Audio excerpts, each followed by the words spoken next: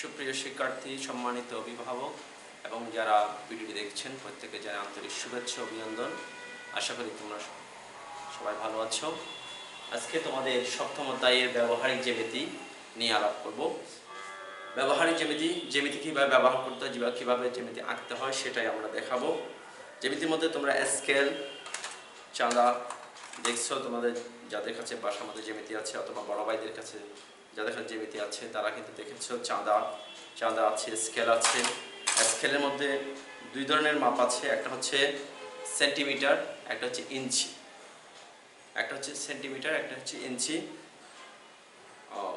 তো তোমার বলতে পারে 6 সেন্টিমিটার একটা বাহু আঁকো, বা 5 সেন্টিমিটার একটা বাহু আঁকো, বা 3 ইঞ্চি 2 ইঞ্চি মাপ বললে সেভাবে তোমাদের বাহুগুলো আঁকতে হবে, কেমন? তারপর হচ্ছে আমরা পেন্সিল কম্পাসের সাহায্যে বিভিন্ন কিভাবে কোণ, একটা কোণের সমান করে আরেকটা কোণ কিভাবে আঁকবো, কিভাবে চাঁদা ছাড়াও আমরা কিন্তু কোণ আঁকতে পারি, যেমন 45 ডিগ্রি, 60 ডিগ্রি, 90 ডিগ্রি কিভাবে আঁকবো। আজকে তোমাদেরকে আমি কিভাবে 45 ডিগ্রি, 60 ডিগ্রি এবং 90 ডিগ্রি এবং 75 ডিগ্রি কোণগুলো আঁকতে হয় একটু তোমাদের শুরু করতে যাচ্ছি। যেমন আমরা যদি 60 ডিগ্রি কোণ আঁকি চাঁদা ছাড়া, আমরা কিন্তু চাঁদা দিয়ে আঁকতে পারি। আমি প্রথমে তোমাদের একটা চাঁদার সাহায্যে দেখাচ্ছি।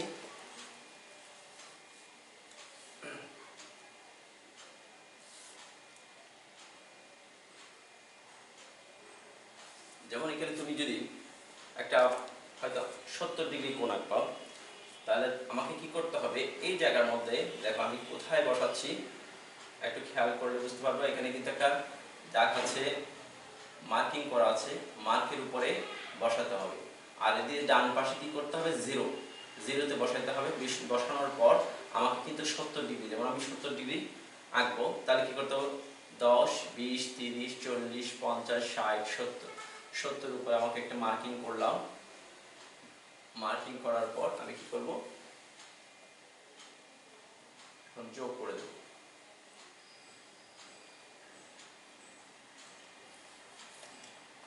এটা হচ্ছে 70 ডিগ্রি, এই কোণটার পরিমাণ হচ্ছে 70 ডিগ্রি। এবার যদি আমরা একটা 90 এর উপরে যদি আমরা আঁকতে যাই, তাহলে কি করবো দেখো, আমি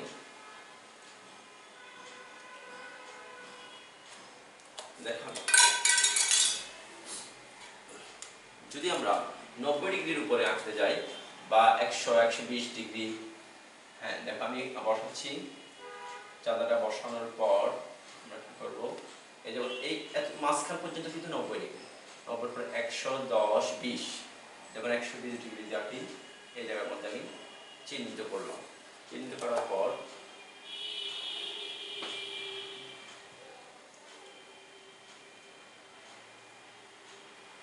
এই যে যোগ করে দিলাম। এখন হয়ে গেছে কত ডিগ্রি, 120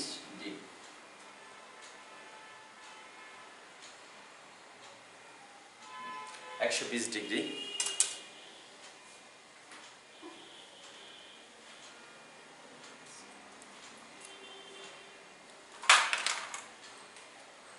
এরপর আমরা এবার চাঁদা ছাড়াই কিভাবে আমরা আঁকতে পারি সেটা দেখাবো তোমাদেরকে। যেমন আমি যদি এখন 60 ডিগ্রি আঁকি, চাঁদা ছাড়া কিভাবে 60 ডিগ্রি আঁকি,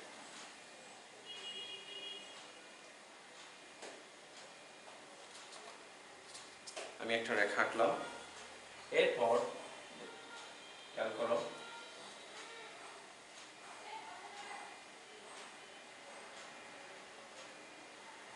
তোমাদের পরীক্ষায় থাকতে পারে 60 ডিগ্রি কোণ আঁকো। দেখো আমি যতটুকু পরিমাণ আমি এদিকে আঁকলাম, বৃত্তচাপটা আঁকলাম, ঠিক ততটুকু মাপ নিয়ে এখানে আঁকতে হবে। এটা অনেক সময় নড়ে যেতে পারে, যদি একটা স্ক্রু ড্রাইভার দিয়ে কিন্তু টাইট করে দিতে হয়, যাতে নাড়াচাড়া না করে। নাড়াচাড়া করলে কিন্তু কোণগুলো মাপটা কিন্তু মাপ ভুল হয়ে যেতে পারে। ঠিক ততটুকু পরিমাণ নিতে হবে, যতটুকু আমি কোণ নিচ্ছি ঠিক ততটুকু পরিমাণ নিলেই এটা কতটুকু, এটা হয়ে যাবে আমাদের 60 ডিগ্রি। এটা এটা প্রশ্ন থাকতে পারে পেন্সিল কম্পাসের সাহায্যে 60 ডিগ্রি কোণ আঁকো। পেন্সিল কম্পাসের সাহায্যে 60 ডিগ্রি কোণ আঁকো। এরপর বলতে পারে অ্যাক্টিভ, এরপর 90 ডিগ্রি কিভাবে আঁকবো। 90 ডিগ্রি কিভাবে পেন্সিল কম্পাস সাহায্যে আমি 90 ডিগ্রি কিভাবে আঁকবো দেখো। প্রথমে একটা রেখা আঁকবো, রেখার উপরে বৃত্তচাপ আঁকতেছি দেখো।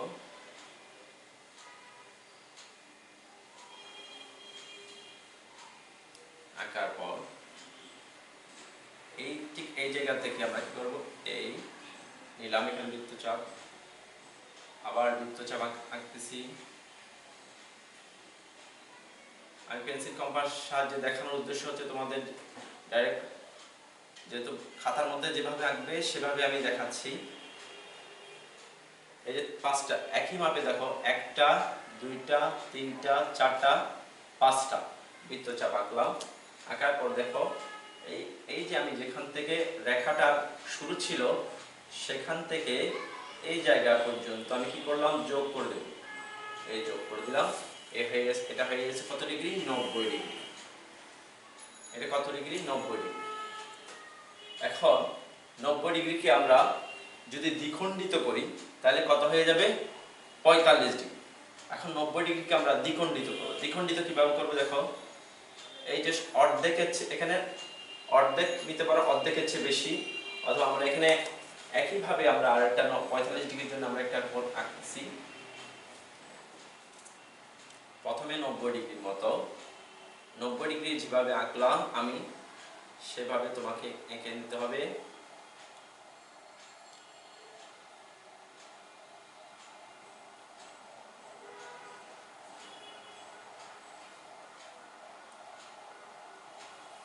বৃত্তচাপগুলো আঁকতে হবে। আঁকার পর তোমাকে কি করতে হবে, এখানে যোগ করে ফেলতে হবে। যোগ করার পর এই যে কিছুক্ষণ আগে 90 ডিগ্রি আঁকলাম, এটা প্রথমে আগে কি 45 ডিগ্রি যদি বলে যে কি পেন্সিল কম্পাসের সাহায্যে তোমাকে 45 ডিগ্রি কোণ আঁকো, প্রথমে কি করতে হবে, 90 ডিগ্রি আঁকতে হবে। 90 ডিগ্রিকে আমরা যদি দ্বিখণ্ডিত করি, দ্বিখণ্ডিত কিভাবে করে দেখো, এই যে এখানে যদি একটা পি এবং এখানে একটি কিউ বিন্দু ধরি, খেয়াল করো এই যে পি এবং কিউ এই দুটাকে বিন্দু থেকে আমরা দ্বিখণ্ডিত অর্ধেকের চেয়ে বেশি, অর্ধেকের চেয়ে বেশি ব্যাসার্ধ নিয়ে একই দিকে দুইটা বৃত্তচাপ টানতে হয়। একই দিকে দুইটা বৃত্তচাপ টানার পর যে মধ্যবিন্দুটা আছে, মধ্যবিন্দুর সাথে আমরা এই কোণের সাথে কি করে দেব, যোগ করে দেব। যোগ করে দিলে কি হবে, যোগ করে দিলে এখন হয়ে গেছে 45 ডিগ্রি। এটা এখন অর্ধেক হচ্ছে, এটা 45 ডিগ্রি, এটা 45 ডিগ্রি, এটা আমরা লিখতে পারি 45 ডিগ্রি। তাহলে আমরা 60 ডিগ্রি আঁকলাম, 90 ডিগ্রি আঁকলাম, 45 ডিগ্রি আঁকলাম। এখন যদি বলে তোমাকে 75 ডিগ্রি কিভাবে আঁকতে হয়, 75 ডিগ্রি আমি 90 ডিগ্রিটাকে 45 আমি 75 ডিগ্রি কিভাবে আঁকতে হয় সেটাই দেখ। আচ্ছা 75 ডিগ্রি হলো তোমাকে কি করতে হবে, 90 ডিগ্রি আঁকতে হবে। আবার এই যে এই জায়গার মধ্যে আমরা কিন্তু কি 60 ডিগ্রি আঁকছিলাম।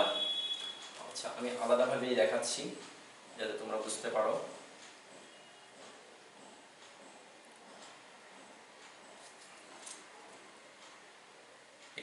এখানে 75 ডিগ্রি আঁকতে হলে তোমাকে 90 ডিগ্রি এবং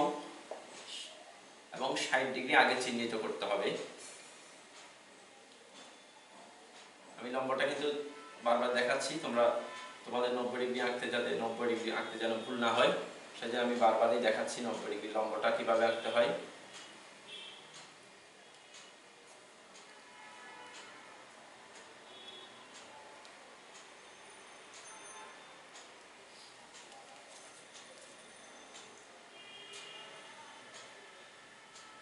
এই লম্বটা হচ্ছে আমাদের 90 ডিগ্রি। ওই যে প্রথম বৃত্তচাপ যেটা আঁকছিলাম সেটা হচ্ছে কি আমাদের 60 ডিগ্রি। যে প্রথম বৃত্তচাপটা ছিল একই মাপের সেটা হচ্ছে কি 60 ডিগ্রি, সেটা হচ্ছে 60 ডিগ্রি। প্রথমটা হচ্ছে লম্বটা হচ্ছে 90 ডিগ্রি, আর প্রথম বৃত্তচাপ যে আমি কাটলাম, কেটে যোগ করে দিলাম, সেটা হচ্ছে কি 60 ডিগ্রি। যেমন এটা করলাম, একইভাবে এটা 60 ডিগ্রি করলাম, তাহলে এটা 60 ডিগ্রি, এটা 90 ডিগ্রি। 60 এবং 90 কে আমরা কি করব, দ্বিখণ্ডিত করব। 60 এবং 90 কে দ্বিখণ্ডিত করলে কি পাচ্ছি, অর্ধেক হতেছে। 60 এবং 90 কে আমরা কি করব, দ্বিখণ্ডিত করলাম। দ্বিখণ্ডিত করার পর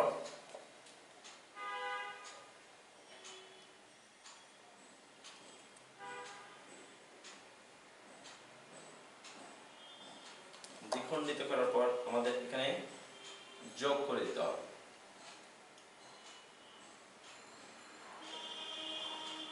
যোগ করলাম, খেয়াল করে দেখো, এই যে এই P Q R, P Q R, এখানে পি কিউ আর,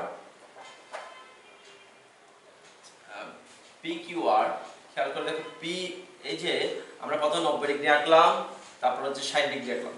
60 এবং 90 ডিগ্রিকে দ্বিখণ্ডিত করলে আমরা কি পাবো, আমরা 75 ডিগ্রি পাবো। এখানে পি কিউ আর, এই জিনিসটা হচ্ছে আমাদের 75 ডিগ্রি। কেন, এই যে 60 ডিগ্রি, আমরা কিন্তু 30 ডিগ্রি কোণকে আমরা দ্বিখণ্ডিত করছিলাম। 30 ডিগ্রি কোণকে কি করলাম, দ্বিখণ্ডিত করলাম। 30 ডিগ্রি কোণকে দ্বিখণ্ডিত করলে কত হয়, 15 ডিগ্রি। এখানে এই কোণটা হচ্ছে 15 ডিগ্রি।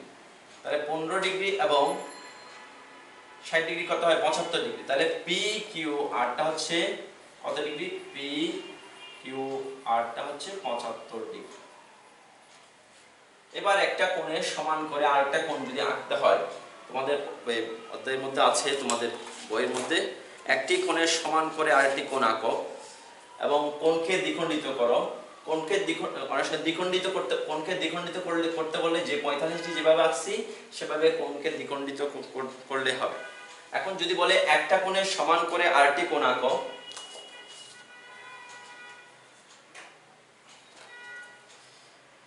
একটি কোণের সমান করে যদি আরেকটা কোণ আঁকতে হয়, খেয়াল করতে হবে, একটা কোণের সমান করে আরেকটা কোণ আঁকলে প্রথমে আগে একটা কোণটা এঁকে ফেলতে হবে। প্রথমে যে কোনো একটা কোণ, যে কোনো মাপের একটা কোণ আঁকতে হবে, অথবা যদি মাপ বলা থাকে তাহলে মাপ দিয়ে আঁকতে হবে, আর যদি মাপ না থাকে তোমাকে একটি কোণ আঁকলাম। এখন বললো যে একটি কোণের সমান করে আরেকটি কোণ আঁকো। এখন কিভাবে আঁকবো, একটা কোণের সমান করে আঁকতে হলে তোমাকে প্রথমে কোণের মাপটা নিতে হবে। যে কোনো মাপের নিলাম, দেখো এই মাপ করে আমরা এখানে একটা কোণ নিলাম। কোণের ক্ষেত্রে এই পাশে যেমন চাপটা নিলাম, এই পাশে নিতে হবে। দুই দিকে কোণ যদি সমান, দুই দিকে না নিই তাহলে কোণ, একটা কোণের সমান করে আরেকটা কোণ কখনো হবে না। এই জন্য কিন্তু দুই দিকে মাপ নিতে হবে। এই যে চাপ, আমরা একটু লক্ষ্য করো ভালো করে।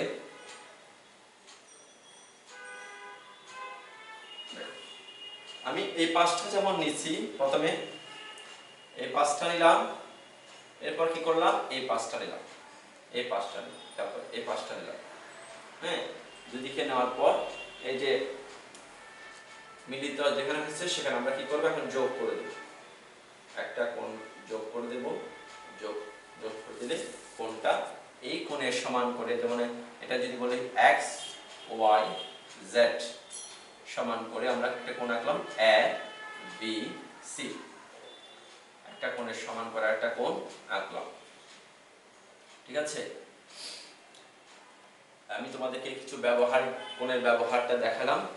আর তোমাদের যে জিনিসগুলো বেশি বেশি প্রয়োজন, যেমন ত্রিভুজ, তিনটি বাহু দ্বারা গঠিত ক্ষেত্রকে বলা হয় ত্রিভুজ। ত্রিভুজ কাকে বলে, তিনটি বাহু দ্বারা ক্ষেত্রকে ত্রিভুজ বলা হয়। ত্রিভুজের মধ্যে দুই ধরনের আছে, একটা হচ্ছে কি বাহুবেদে ত্রিভুজ কয় প্রকার এবং কোণ বেদে। বাহুবেদে ত্রিভুজ কয় প্রকার, 3 প্রকার: সমবাহু ত্রিভুজ, সমদ্বিবাহু ত্রিভুজ, বিষমবাহু ত্রিভুজ। সমবাহু ত্রিভুজ কি, যে ত্রিভুজের 3টি বাহু সমান তাকে বলা হয় সমবাহু ত্রিভুজ। যে ত্রিভুজের 2টি বাহু সমান তাকে বলা হয় সমদ্বিবাহু ত্রিভুজ। বিষমবাহু ত্রিভুজ, যে ত্রিভুজের কোনো বাহুটা কি নয়, সমান নয় তাকে বলা হয় বিষমবাহু ত্রিভুজ। তাহলে বাহুভেদের ত্রিভুজ কয় প্রকার? 3 প্রকার। সমবাহু, যার সমমানে সমান, যে ত্রিভুজের 3টে বাহু সমান তাকে বলা হয় সমবাহু ত্রিভুজ। আর যে ত্রিভুজ 2টি বাহু সমান তাকে বলা হয় সমদ্বিবাহু ত্রিভুজ। যে ত্রিভুজের কোনো বাহু সমান নয় তাকে বলা হয় কি? বিষমবাহু ত্রিভুজ। এরপর কোণভেদে ত্রিভুজও, কোণভেদও কিন্তু ত্রিভুজ 3 প্রকার। বাহুভেদে ত্রিভুজ 3 প্রকার, কোণভেদ ত্রিভুজ কি হয়? 3 প্রকার। কোণভেদ ত্রিভুজ কয় প্রকার? 3 প্রকার। সূক্ষ্মকোণী আমাদের বলা হয় সূক্ষ্মকোণী ত্রিভুজ। কোণভেদের ত্রিভুজ কয় প্রকার? 3 প্রকার। একটা হচ্ছে সূক্ষ্মকোণী ত্রিভুজ, সমকোণী ত্রিভুজ, স্থূলকোণী ত্রিভুজ। সূক্ষ্মকোণী ত্রিভুজ কোনটা? যে ত্রিভুজের প্রত্যেকটা কোণ সূক্ষ্মকোণ, মানে এক সমকোণের চেয়ে ছোট, তাকে বলা হয় সূক্ষ্মকোণী ত্রিভুজ। সমকোণী ত্রিভুজ কি? যে ত্রিভুজে একটা কোণের পরিমাণ 90 ডিগ্রি বা এক সমকোণের সমান তাকে বলা হয় সমকোণী ত্রিভুজ। আর যে ত্রিভুজের একটা কোণের পরিমাণ যদি এক সমকোণের তুলনায় বড় হয় তাকে বলা হয় স্থূলকোণী ত্রিভুজ। তাহলে কোণভেদের ত্রিভুজ কয় প্রকার? 3 প্রকার। সূক্ষ্মকোণী ত্রিভুজ, সমকোণী ত্রিভুজ, স্থূলকোণী ত্রিভুজ। কি বললাম? কোণভেদের ত্রিভুজ 3 প্রকার: সূক্ষ্মকোণী ত্রিভুজ, সমকোণী ত্রিভুজ, স্থূলকোণী ত্রিভুজ। সূক্ষ্মকোণ ত্রিভুজ কোনগুলো? যে ত্রিভুজের কোণের পরিমাণ এক সমকোণের চেয়ে ছোট বা 90 ডিগ্রি থেকে ছোট তাকে বলা হয় সূক্ষ্মকোণী ত্রিভুজ। আর সমকোণী ত্রিভুজের মধ্যে যে ত্রিভুজের একটি কোণের পরিমাণ 90 ডিগ্রি সমান, মানে 90 ডিগ্রি হচ্ছে কি এই যে 90 ডিগ্রি লম্ব আঁকলাম, 90 ডিগ্রি সমান তাকে বলা হয় কি? সমকোণী ত্রিভুজ। স্থূলকোণী ত্রিভুজ কি? যে ত্রিভুজের একটি কোণের পরিমাণ 90 ডিগ্রি থেকে কি হবে? বড় হবে, তাকে বলা হয় কি? 90 ডিগ্রির তুলনায় বড় হবে।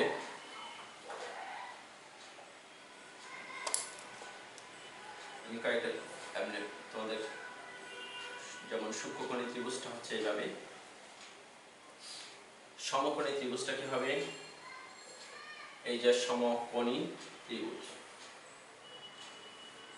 স্থূলকোণী ত্রিভুজটা, এই ত্রিভুজের প্রত্যেকটা কোণ 90 ডিগ্রির তুলনায় ছোট, আর এই ত্রিভুজের একটা কোণ কি 90 ডিগ্রির সমান, তাকে বলা হয় সমকোণী ত্রিভুজ।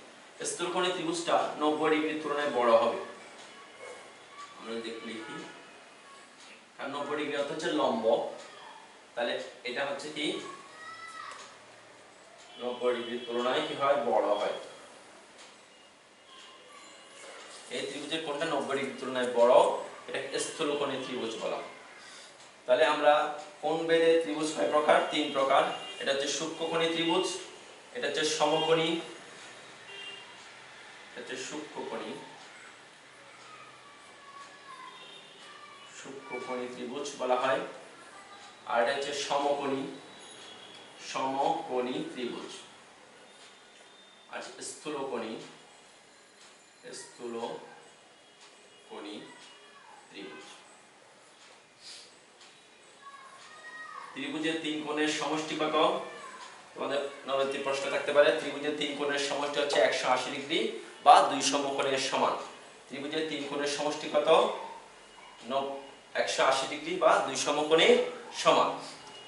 এবার যদি চতুর্ভুজ কয় ধরনের যদি বলে, চতুর্ভুজ হচ্ছে কি 5 ধরনের। চতুর্ভুজ হচ্ছে কি 5 ধরনের হয়। আয়তক্ষেত্র, তারপর হচ্ছে আয়তক্ষেত্র, সামান্তরিক, আয়ত, হ্যাঁ, সামান্তরিক, বর্গ, সামান্তরিক, তারপর হচ্ছে বর্গ হবে,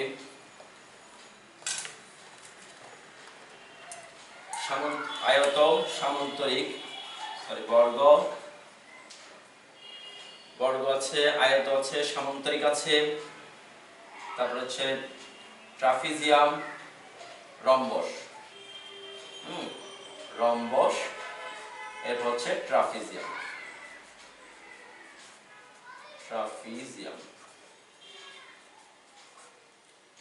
তাহলে আমরা চতুর্ভুজটা কয় ধরনের? 5 ধরনের।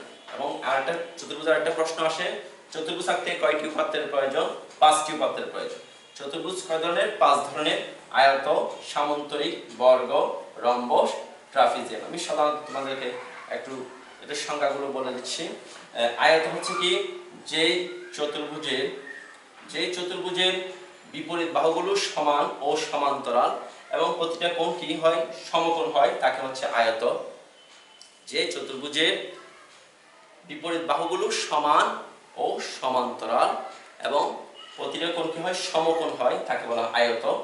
সামান্তরিক হচ্ছে বিপরীত বাহুগুলো সমান সমান ও সমান্তরাল হয় কিন্তু কোণগুলো সমকোণ নয়, তাকে বলা হয় সামান্তরিক।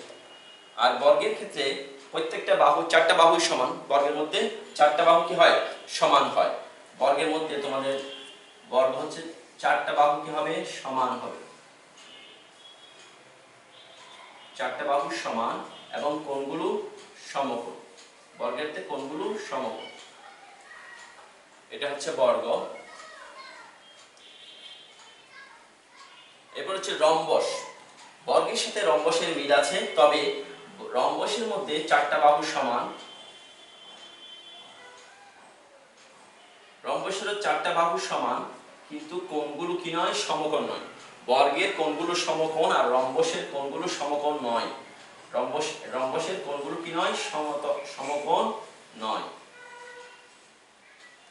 আর ট্রাপিজিয়াম হচ্ছে যে চতুর্ভুজের এক জোড়া বিপরীত বাহু সমান্তরাল, যে চতুর্ভুজের এক জোড়া বিপরীত বাহু সমান্তরাল তাকে বলা হয় ট্রাপিজিয়াম। যে চতুর্ভুজের এক জোড়া বিপরীত বাহু সমান্তরাল তাকে বলা হচ্ছে ট্রাপিজিয়াম। ট্রাপিজিয়ামটা দেখতে এইভাবে হয়,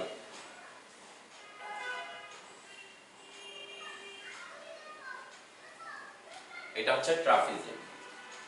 ট্রাপিজিয়াম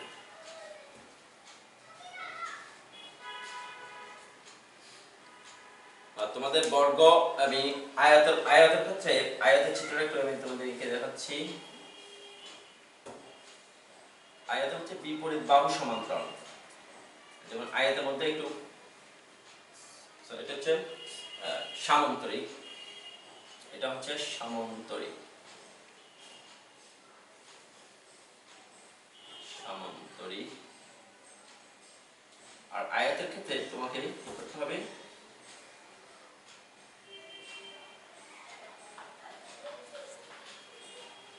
আয়তের বিপরীত বাহুগুলো সমান ও সমান্তরাল, আয়তের মধ্যে কোণগুলো সমকোণ, আয়তের কোণগুলো কি হয় সমকোণ হয়।